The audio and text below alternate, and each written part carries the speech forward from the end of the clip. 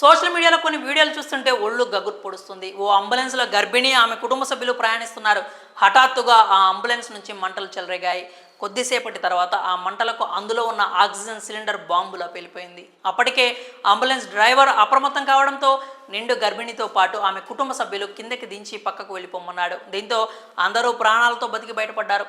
ఈ భయానక సంఘటన మహారాష్ట్ర జల్గావ్ జిల్లాలో చోటు చేసుకుంది. ప్రస్తుతం దీనికి సంబంధించిన ఓ వీడియో నెట్టింట వైరల్ అవుతుంది. మరి పూర్తి వివరాల్లోకి వెళ్తే మహారాష్ట్ర జల్గావ్ జిల్లాకు చెందిన ఓ గర్భిణికి పురిటి నొప్పులు మొదలయ్యాయి. వెంటనే కుటుంబ సభ్యులు 108కి సమాచారం అందించారు. కొద్దిసేపటి తర్వాత అంబులెన్స్ వచ్చింది. గర్భిణితో పాటు కుటుంబ సభ్యులు జల్గావ్ జిల్లా ఆసుపత్రికి బయలుదేరారు. మార్గం మధ్యలో ఇంజన్ నుంచి మెల్లిగా పొగలు రావడాన్ని గమనించాడు డ్రైవర్. నడి రోడ్డుపైనే వాహనాన్ని ఆపి అందరినీ వెంటనే కిందకి దిగి సురక్షిత ప్రదేశానికి వెళ్లాలని కోరాడు. వారంతా హుటాహుటిన కిందకు దిగి దూరంగా వెళ్లిపోయారు. కొద్దిసేపటి తర్వాత మంటలకు ఆక్సిజన్ సిలిండర్ భారీ శబ్దంతో పేలిపోయింది.